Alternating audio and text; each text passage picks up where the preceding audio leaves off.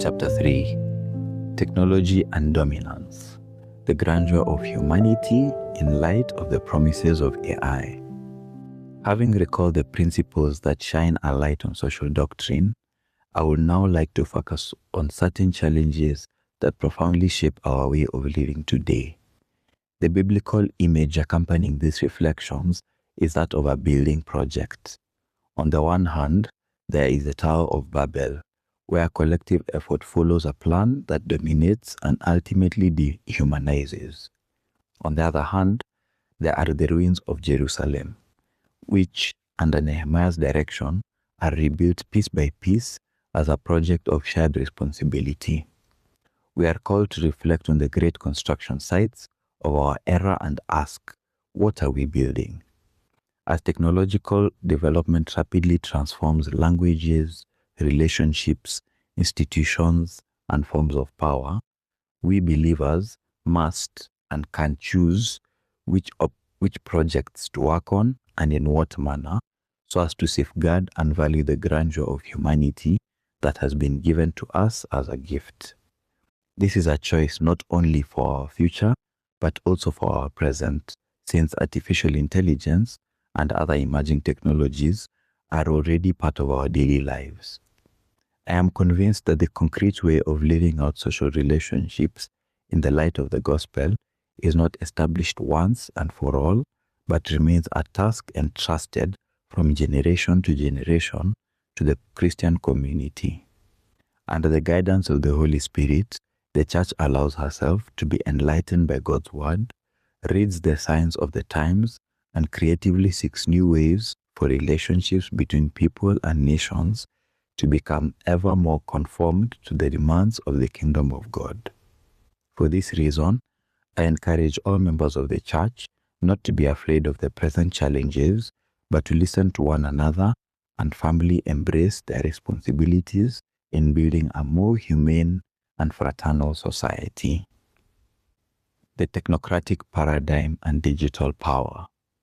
In his encyclical Laudato Si, Pope Francis denounced the growing dominance of a technocratic paradigm in our globalized world, the tendency to let the logic of efficiency, control, and profit alone shape personal, social, and economic decisions. This makes it clear that technology is not simply a tool. When it becomes the standard by which everything is judged, it begins to dictate what matters and what can be discarded, reducing creation to an object of exploitation and human beings to mere cogs in a system driven toward ever great efficiency. This paradigm has spread rapidly in recent years, fueled in part by the expansion of artificial intelligence, cognitive science, nanotechnology, robotics, and biotechnology. In themselves, these innovations can greatly serve integral human development and the care of our common home. Yet, precisely because of their power, they can also hasten the expansion of the technocratic paradigm and therefore require a new spiritual, ethical, and political framework. More power does not necessarily imply something better. In this respect, the words of Romano Gaudini remain relevant. Contemporary man has not been trained to use power well.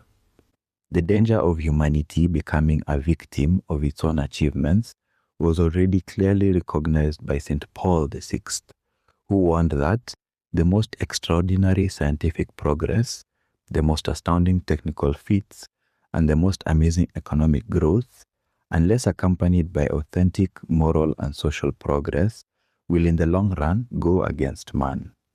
For this reason, technological progress, valuable in itself, requires careful discernment of the anthropological vision that guides it and the ends it pursues. If technological development advances without a corresponding ethical and social progress, the result may be an increase in means without a growth in humanity, having more without being more. In such a scenario, there is a risk that individuals will be evaluated principally according to the outcomes they produce. Here, we must recognize another crucial aspect, which I have noted earlier. In many cases within the digital context, control over platforms, infrastructure, data, and computing power does not rest with states, but with major economic and technological actors. These entities effectively set the conditions for access, determine the rules of visibility, and shape the very possibilities for participation. When such power is concentrated in the hands of a few, it tends to become opaque and evade public oversight, increasing the risk of distorted forms of development that give rise to new tendencies, exclusions, manipulations, and inequalities. Faced with this concentration of power in the digital world, the criteria for judgment and discernment in this new situation are the noble principles of social doctrine, the inalienable dignity of the human person, the common good, the universal destination of goods, subsidiarity, solidarity, and social justice. They demand that we assess whether the power of digital infrastructures and algorithms truly foster participation and responsibility, protect the vulnerable, ensures fair access to opportunities, and remains directed towards the good of all. On this basis, we can now examine more closely what artificial intelligence is, the possibilities it opens up, and the risks it entails. Artificial intelligence. It is not my intention here to offer a comprehensive treatment of artificial intelligence, nor to give an oversight of the extensive relevant literature, since authoritative contributions already exist, including within the ecclesial context. I limit myself to recalling a few essential elements for moral and social discernment that safeguards the primacy of the human person in order to ensure that it will always be human intelligence with its conscience and freedom that guides technical innovations and responsibly determines their use and limits. It is appropriate to preface this discussion with two considerations. First, any statement regarding AI risks becoming quickly outdated given the remarkable pace at which these systems are developing. Second, all of us, including those who design them, possess only a limited understanding of their actual functioning. Indeed, current AI systems are more cultivated than built for developers not to directly design every detail, but instead create a framework within which the intelligence grows.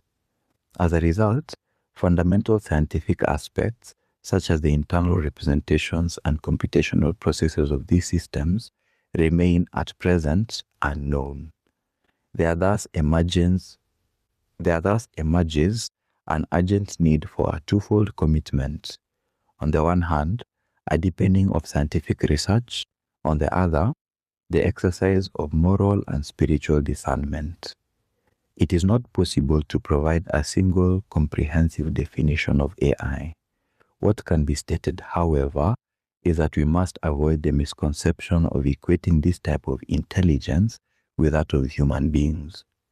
These systems merely imitate certain functions of human intelligence. In doing so, they only surpass human intelligence in speed and computational capacity, offering tangible benefits across many fields. Yet this power remains entirely tied to data processing. So-called artificial intelligences do not undergo experiences, do not possess a body, do not feel joy or pain, do not mature through relationships, and do not know from within what love, work, friendship, and responsibility mean. Nor do they have a moral conscience, since they do not judge good and evil, grasp the ultimate meaning of situations, or bear responsibility for consequences. They may imitate language, behavior, and analytical skills, or even simulate empathy and understanding, but they do not understand what they produce, for they lack the affective, relational, and spiritual perspective through which human beings grow in wisdom. Even when these tools are described as capable of learning, their way of doing so is different from that of a human person.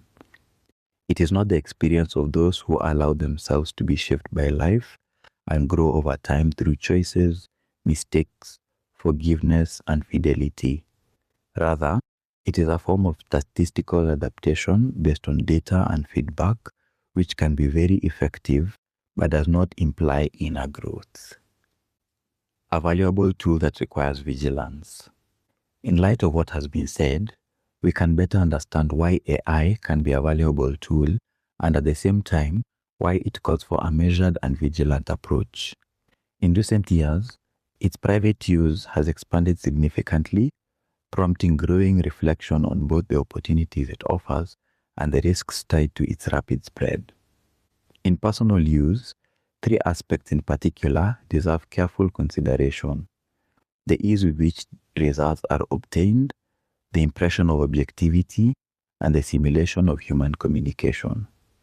The speed and simplicity with which information, complex analysis, media content, and practical assistance can be accessed undoubtedly makes life easier.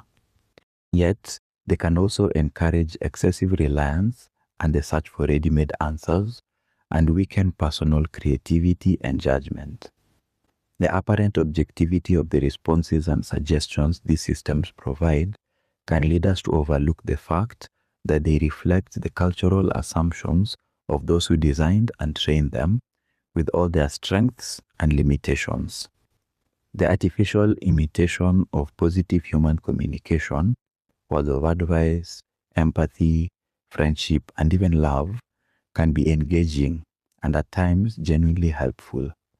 However, for less discerning users, it can also be misleading, creating the illusion of a relationship with a real personal object.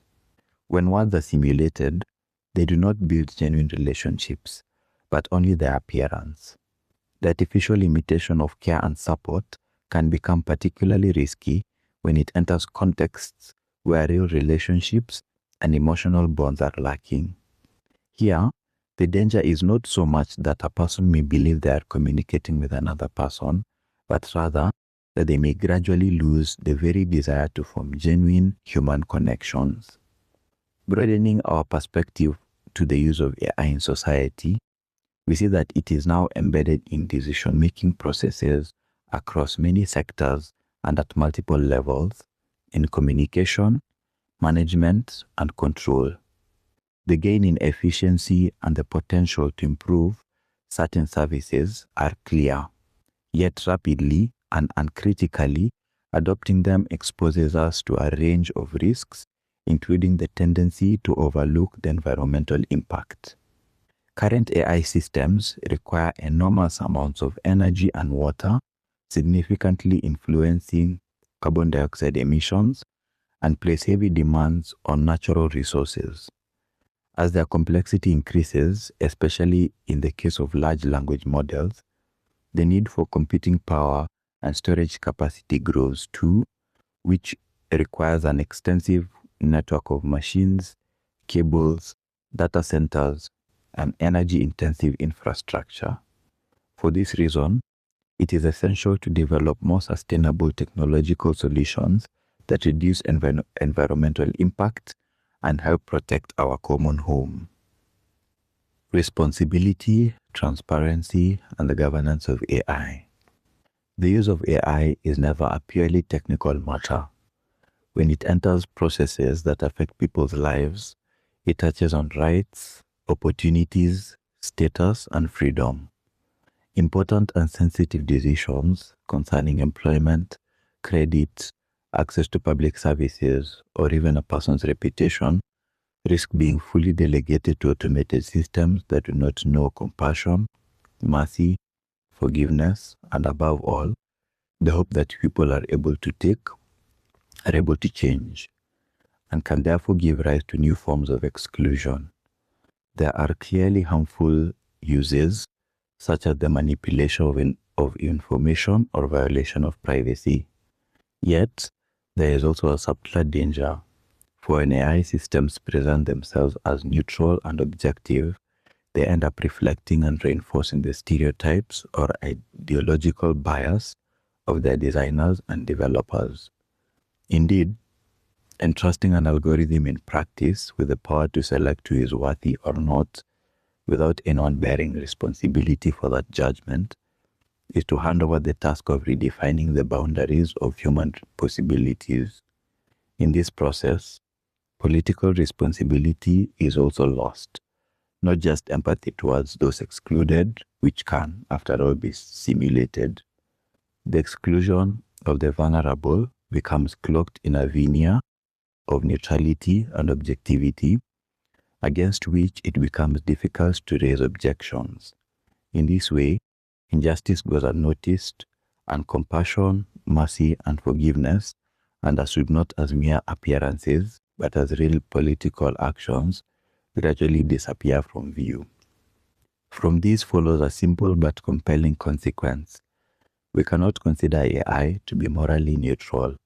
In reality, every technical tool embodies choices and priorities through what it measures, ignores, and optimizes, and how it classifies people and situations.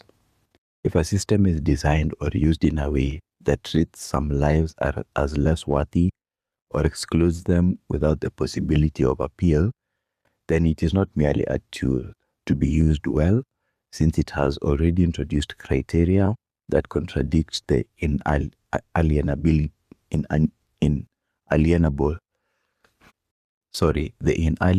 dignity of the human person.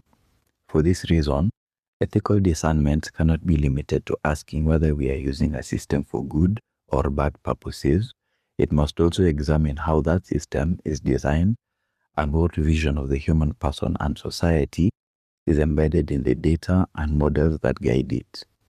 For AI to respect human dignity and truly serve the common good, responsibility must be clearly defined at every stage, from those who design and develop these systems to those who use them and rely on them for concrete decisions. In many cases, however, the internal processes leading to a result remain opaque, making it harder to assign responsibility and correct errors. This is where accountability becomes crucial. The possibility of defining who must account for decisions, justify them, monitor them, and, when necessary, challenge them and remedy any harm caused. Calling for prudence, rigorous evaluation, and even, at times, a slower pace in adopting AI does not mean opposing progress. Instead, it is an exercise of responsible care for the human family. This need is all the more urgent given the frequent imbalance between the spread of technological growth and the slower development of awareness, norms, safeguards, and institutions capable of governing its effects. It is not enough to invoke ethics in the abstract. Robust legal frameworks, independent oversight, informed users, and a political system that does not abdicate its responsibility are required. Otherwise, change will be governed only by technocratic thinking and presented as necessary and inevitable, ultimately imposing rules shaped by those who control data, infrastructure, and computing power. We cannot be satisfied with merely calling for the moralization of machines, the so-called alignment of AI with human values, without also having the courage to insist on a further condition: the possibility of openly discussing the ethical frameworks involved and subjecting them to shared standards of social justice. Otherwise, those who control AI will impose their own moral vision, which will become the invisible infrastructure of these systems. A more moral AI is not enough if that morality is determined by a few. What is needed is a more active political involvement that is capable of slowing things down when everything is accelerating and of protecting the opportunities of communities still to be able to participate and ask questions. In fact, as with every major technological shift, AI tends to amplify the power of those who already possess economic resources, expertise, and access to data. In light of the common good and the universal destination of goods, this raises serious concerns, since small but highly influential groups can shape information and consumption patterns, influence democratic processes, and steer economic dynamics to their own advantage, undermining social justice and solidarity among peoples.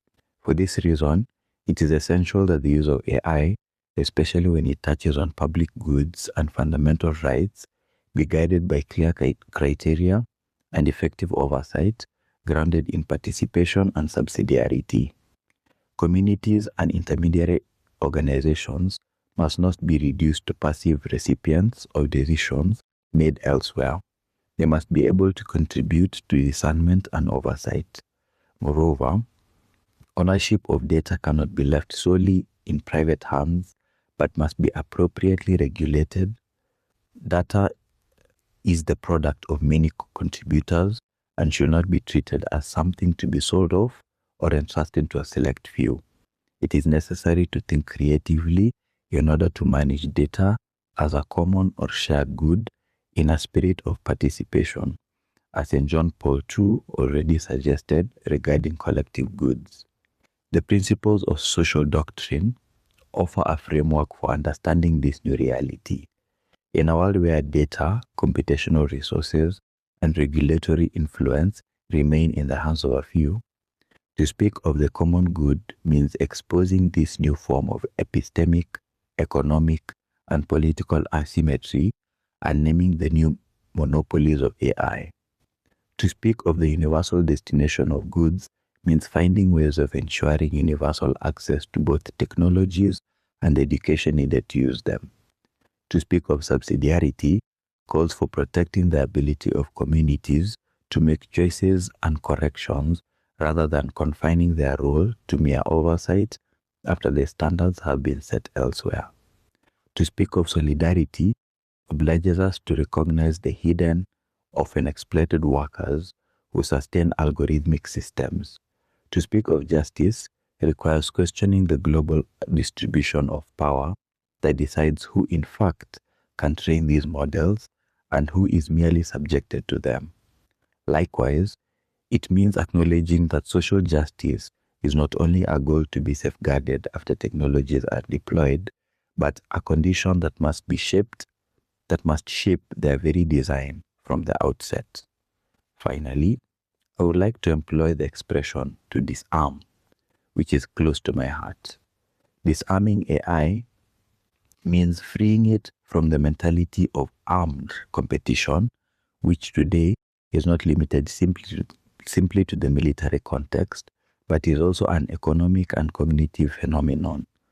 This entails a race for ever more powerful algorithms and larger data sets driven by the desire to secure geopolitical or commercial dominance. To disarm means discrediting the assumption that technical power automatically confers the right to govern. To disarm does not mean rejecting technology, but preventing it from dominating humanity.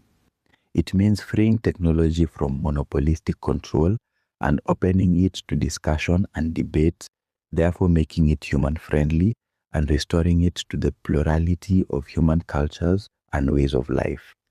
Our task today is not only ethical or technical. It is ecological in the deepest sense, for it concerns a new dimension of our common home. AI is already an environment in which we are immersed, as well as a force with which we must engage. For this reason, merely regulating it is insufficient. It must be disarmed, welcoming, and accessible. I wish to address a special appeal to those who develop artificial intelligence. In one sense, technological invocation can represent human participation in the divine act of creation. Developers, therefore, bear a particular ethical and spiritual responsibility, for every design choice reflects a vision of humanity. Just as the creator of an artistic or literary work must consider the values it conveys, so developers are called to embed values in their projects with due seriousness, with transparency, responsibility toward affected communities, and careful attention to ensuring that what is being cultivated is a genuine good. What must not be lost? Having considered the issues of responsibility and governance of AI, we must now return to our central question. What does it mean to safeguard our humanity? The risk extends beyond the misuse of certain technologies. More gravely, the pervasive technocratic paradigm in which we are immersed, and that is amplified by the digital revolution and AI, threatens to normalize an anti-human vision. In that vision, the fullness of life is equated with having more, reducing weakness, eliminating uncertainty, and exerting total control. When efficiency becomes the ultimate measure of value, human beings are tempted to see themselves as a project to be optimized rather than as persons called to relationship and communion. In reality, elevating any single dimension of human existence to an absolute is always a mistake. Indeed, disorder does not arise only from scarcity.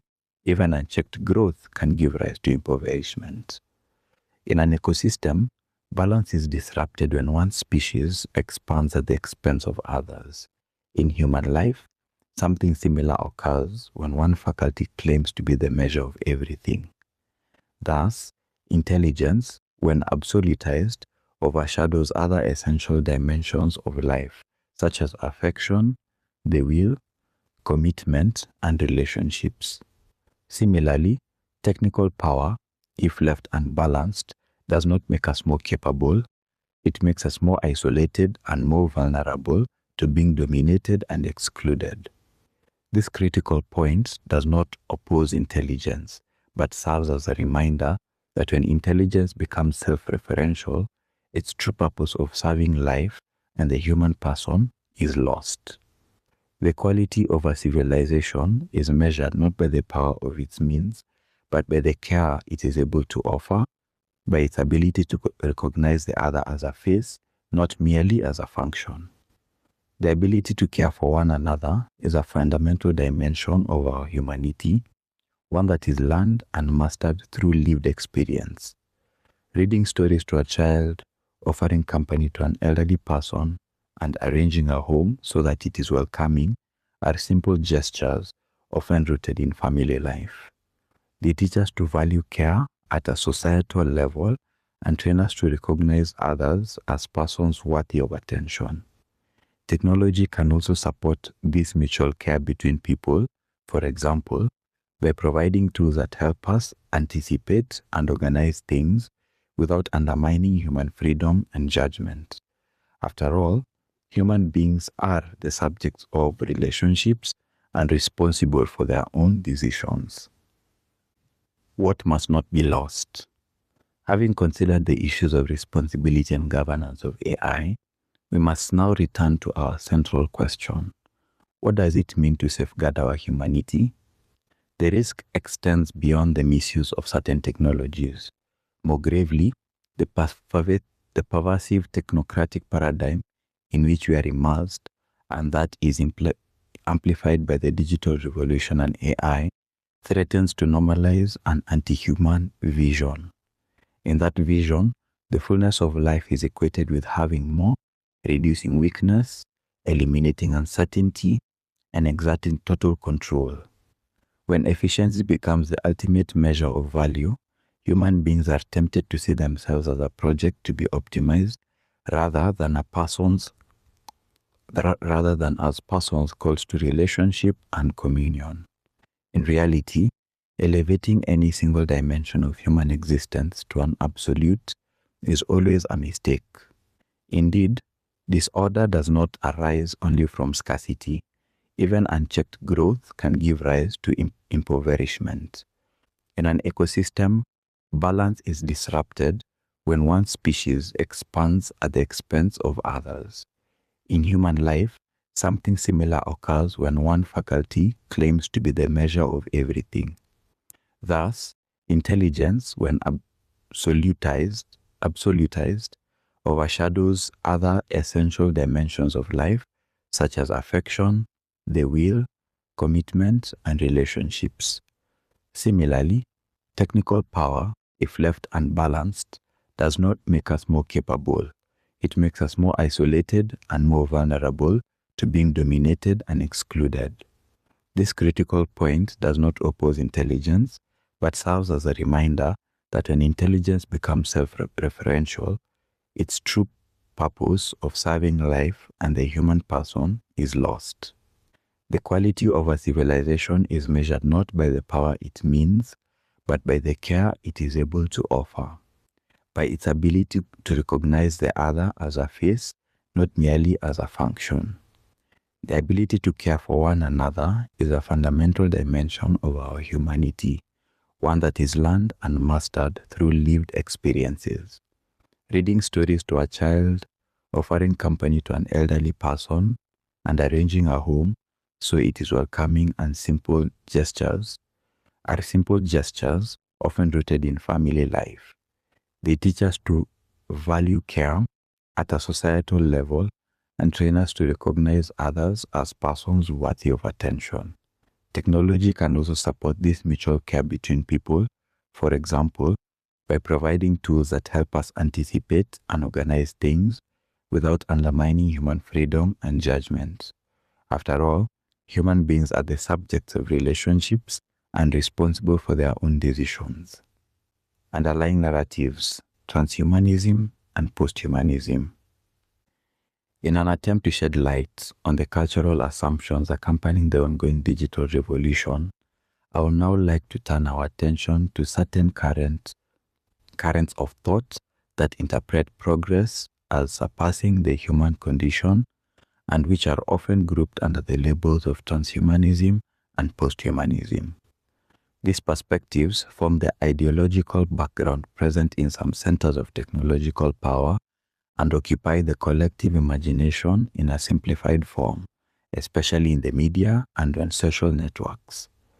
They tend to foster enthusiasm for new technologies through a futuristic vision of an enhanced human being or human-machine hybrid. Transhumanism and posthumanism encompasses a range of currents and sensibilities, making it difficult to define them in a single unambiguous way. They can be likened to an archipelago of conceptual islands, distinct yet connected by a common sea of assumptions, namely the central role of technology and the aspiration to transcend the limits of the human condition.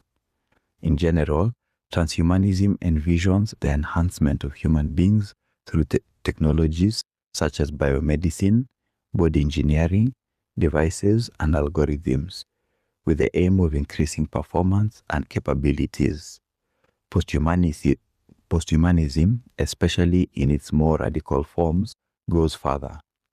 It challenges anthropocentrism and envisions a hybridization of human beings, machines, and the environment, even anticipating a threshold where humanity surpasses itself in a new evolutionary stage.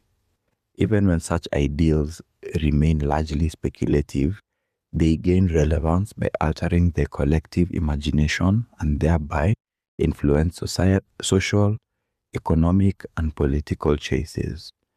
From the perspective of the Church's social doctrine, the key issue is not the use of technology as such, but the vision that underlies it. If the human being is treated as something to be perfected or surpassed, it becomes easier to accept that some lives are less useful, less desirable, or less worthy. In the name of progress, necessary sacrifices may begin to be justified, placing the burden on the most vulnerable in pursuit of a supposed optimization of the species.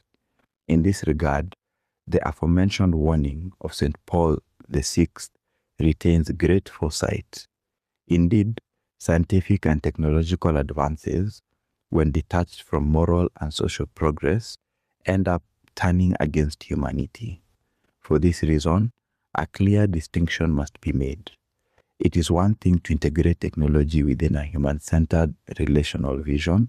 It is quite another to be guided by an outlook that devalues human limits and promises a purely technical form of salvation. The limits, the heart, and the grandeur of the human person. Our relationship with life seems to be in crisis today.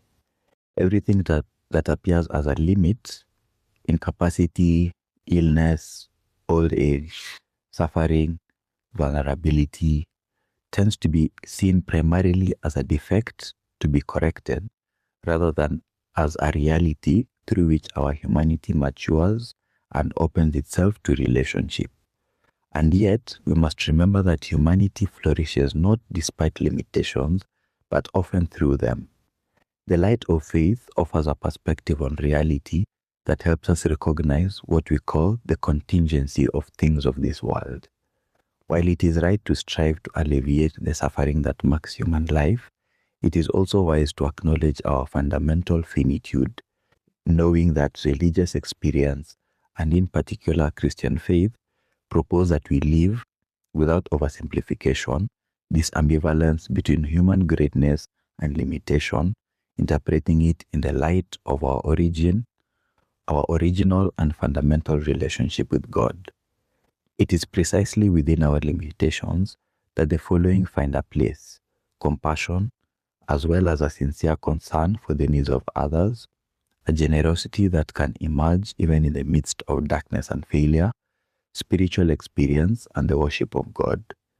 We see this at many moments when our limits become tangible, when we face rejection, when we suffer the illness or loss of a loved one, when we encounter our own illness, weakness, or failure. Mysteriously, it is precisely in such moments that we can discover a new wisdom, tangibly experience the closeness of others, and encounter the presence of the Lord. Even when limitations are experienced as inner suffering, human wisdom teaches us not to deny or suppress it, but to integrate it. To eliminate suffering entirely would mean, in the end, extinguishing love and desire as well. Those who love and desire cannot avoid passing through trial and suffering, and over the years, we carry within us lessons that leave their mark like scars, the memories of a journey shaped by freedom and failure, dreams and disappointments. It is only thanks to the interplay of these elements that the wonders of the soul occur within us, allowing us to sense the richness of our humanity. To renounce this adventure, both tragic and splendid, in the name of a presumed transcendence of all limits, could mean many things, but it will no longer be human. The moral corruption of our limitations as created beings, namely the evil that clearly agitates the human heart, ruins society and life, at times reaching extreme forms of inhumanity. Yet, even these painful expressions of our limitations leave openings for the good. Even when persons dehumanize themselves and bring out tragedy, a small light continues to shine within humanity, one that can be rekindled with God's grace along paths of conversion and reconciliation. As Viktor Frankl rightly observed, in moments of horror, we have come to know man as he really is. After all, man is that being who invented the gas chambers of Auschwitz. However, he is also that being who entered those gas chambers upright with the Lord's Prayer of the Shema Israel on his lips. Finitude, when truly accepted, does not diminish us, but opens us to recognizing the face of God and others. Indeed, precisely because we experience limits, vulnerability, suffering, and failure, we can recognize the inviolable dignity of every person, both our own and that of others. In the same experience, we remain capable of intuiting a fraternity greater than ourselves and of perceiving injustice as a scandal. Authentic culture and art preserve this spark, resisting the normalization of evil. For this reason, certain works have taken on an almost prophetic significance. Beethoven's Ninth Symphony can be seen as a desire for unity, Guernica as a denunciation of dehumanization, Schindler's List as a call not to consign the past to oblivion. History does not appear solely as a record of human violence, but also as evidence that humanity is capable of creating institutions that protect our shared life. Over the past 2 centuries, this can be seen in several emblematic achievements. The founding of the International Committee of the Red Cross, 1863, whose operational neutrality ensures compassionate care for all.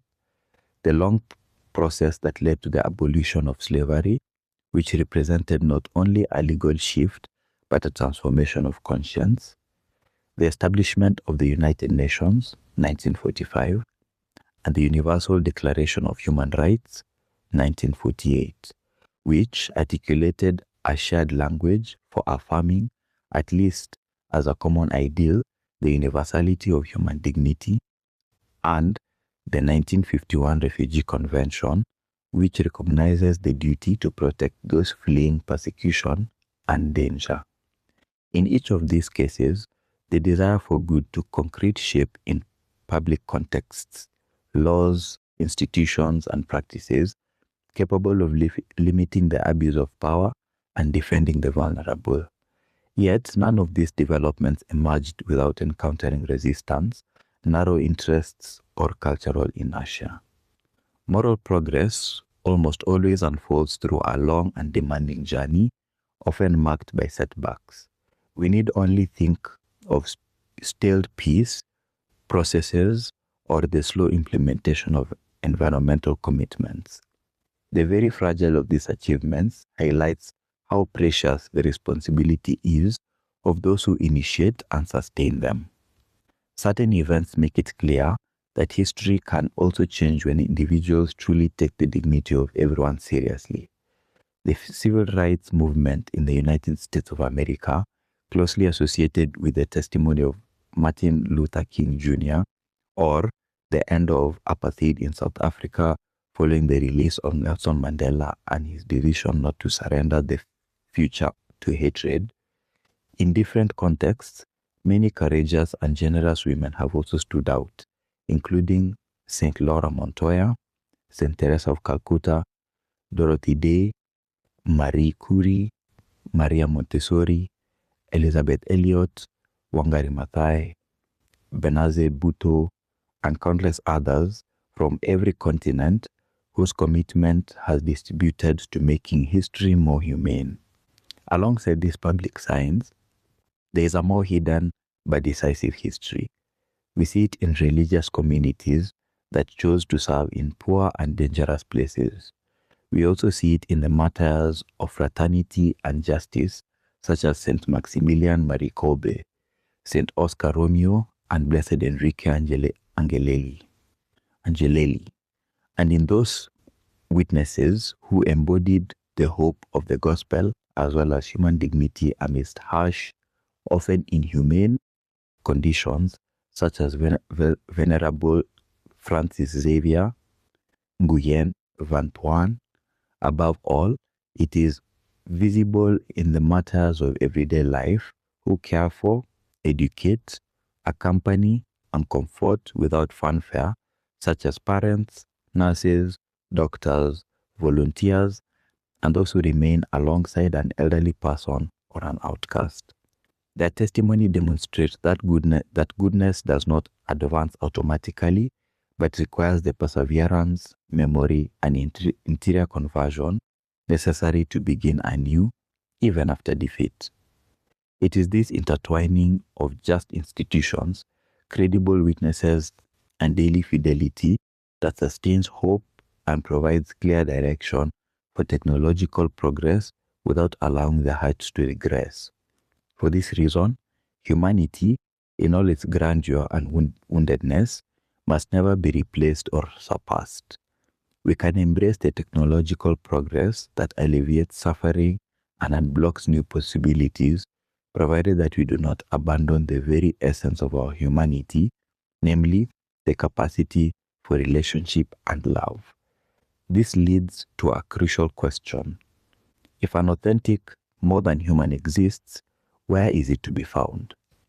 The Christian faith answers that question by pointing to a fulfillment that does not arise from a technological divinization, but through God's grace received in Christ. The authentic, more than human, grace and Christian humanism.